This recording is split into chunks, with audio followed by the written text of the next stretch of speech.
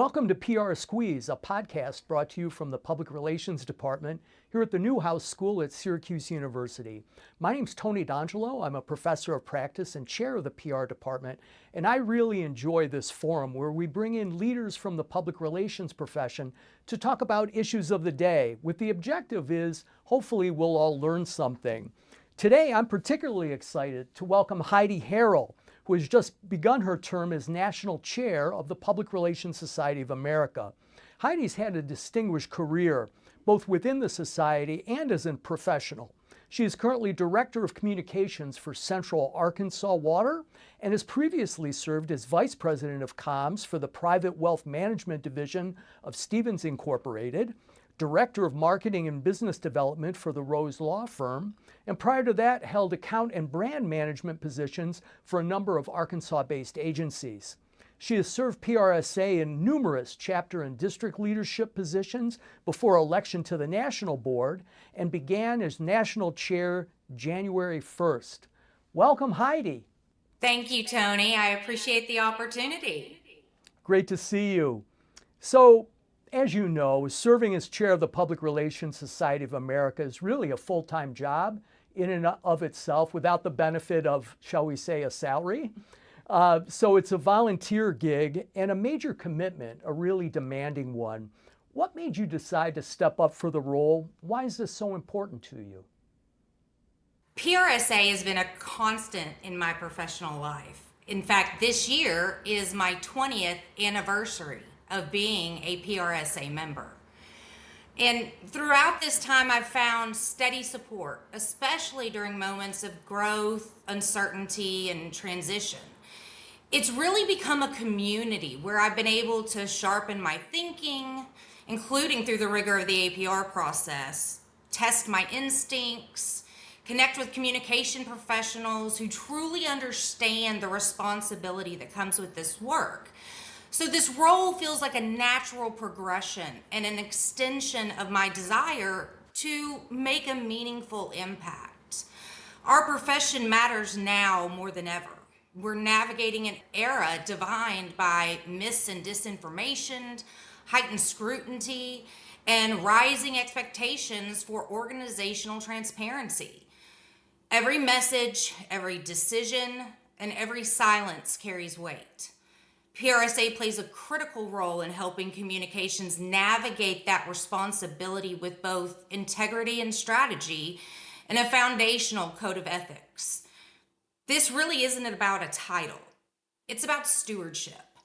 I see the chair role as an opportunity to give back to a profession that has given so much and to help PRSA remain strong, relevant, and valuable for the next generation of communicators. It's really interesting that you pointed out that there are a lot of hazards out there right now. Mis and disinformation, deep fakes, polarization of all kinds of publics that are out there. And it strikes me as ironic that that actually makes PR more valuable.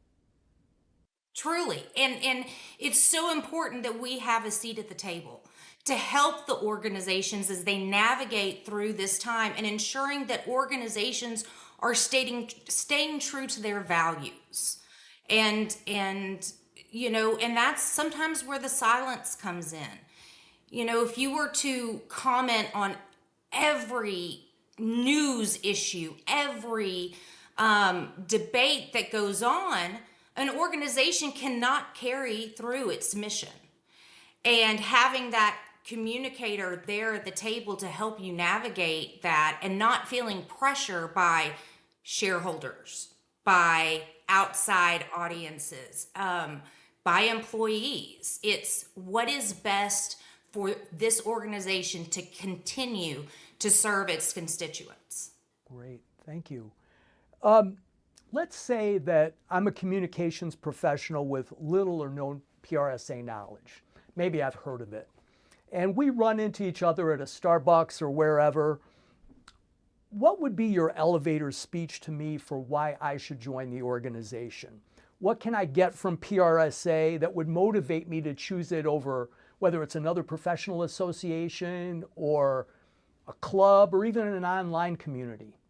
PRSA is really about having a community as a communicator, a professional community of people who do the kind of work where words, decisions, and judgment truly matter.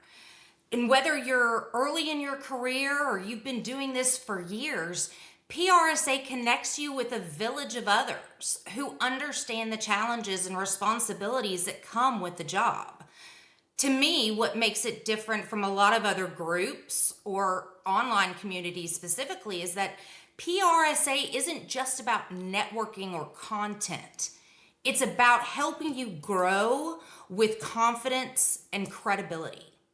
You get trusted education, mentorships, and real relationships through local chapters and specialized communities, all grounded in ethical standards. To me, PRSA helps you navigate your work thoughtfully, stay sharp, and feel supported. It's a place to keep learning, build meaningful connections, and be part of shaping where the profession is headed. And you have a huge base when you think of the population of PRSA, which is it on the order of about 18,000 members? I'm not sure if that's the latest, but it's in that neighborhood. And then PRSA as well. So it's quite a footprint. It is. I actually started my PRSA career as a PRSA student at the University of Central Arkansas. So I have been homegrown in PRSA for, since probably 2002. So it's very much ingrained. Yeah. And you mentioned the ethical component.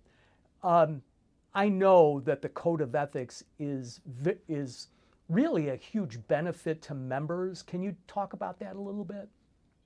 To me, our code of ethics is the differentiator. It is what we live by. It is personally, I live it both professionally and personally. It aligns with where I want to go as a profession, but also who I am innately as a person.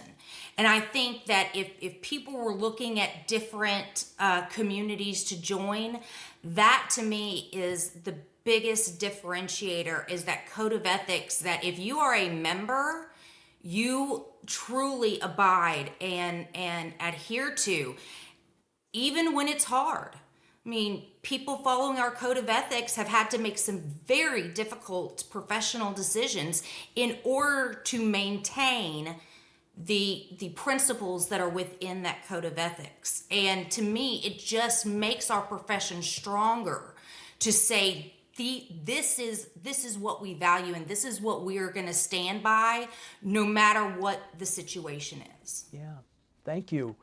I'm sure that you get, as chair, and even before you were chair, lots of advice and counsel, maybe some solicited and some unsolicited, shall we say, about what PRSA should prioritize. Let's say now in 2026, your year as chair. Talk to us about what are your board's and staff's priorities for this year. And when you take a look back on December 31st, which probably seems a long way away, but you know and I know it's going to get here fast, what would give you the greatest satisfaction if you had accomplished what by December 31st? Well, PRSA is certainly not short of opinionated members. And we hear a lot of ideas. And, I welcome that because it shows how much they truly care about our organization. But for 2026, we've been very clear and very focused about what matters most. And those top 3 priorities are revenue, retention, and recruitment. PRSA is at a crossroads, and meaningful change is necessary if we want this organization not only to survive, but to thrive for another 79 years and beyond. That starts with revenue, making smart, responsible decisions about how we fund our work so we can continue to invest in programs, resources, and experience that matter to our members. But it also means thinking differently about growth and being open to new opportunities.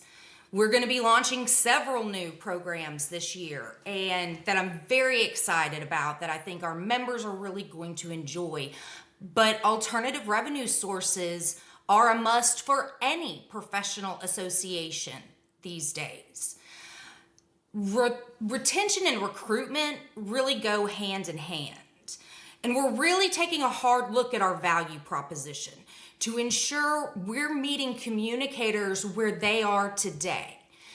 Our goal here shortly is we're going to roll out one overarching value proposition for PRSA, but then we're going to do sub value propositions. So early career, this is why PRSA will impact you. This is the value you're going to see.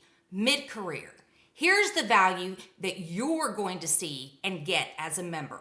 Senior, retired, here are the values that you're going to get. So instead of it being just lumped together and you as a member where you are in your career trying to figure out what works best for me, we're going to make it simpler to make that path, that career path, easier so that you can understand, current members and future members truly understand the value. When I look back at the end of 2026, success for me will be knowing that PRSA is on a stronger footing and that our members clearly understand our value, feel more connected and supported, and are genuinely proud to be a part of the PRSA community. Thank you, Heidi. I'm proud to be a member of the PRSA community. Thank you for all the work you're doing to lead it. We really appreciate it. And thanks to our viewers and listeners on the podcast. I hope you've enjoyed this conversation as much as I have and found that the information has been worth the squeeze.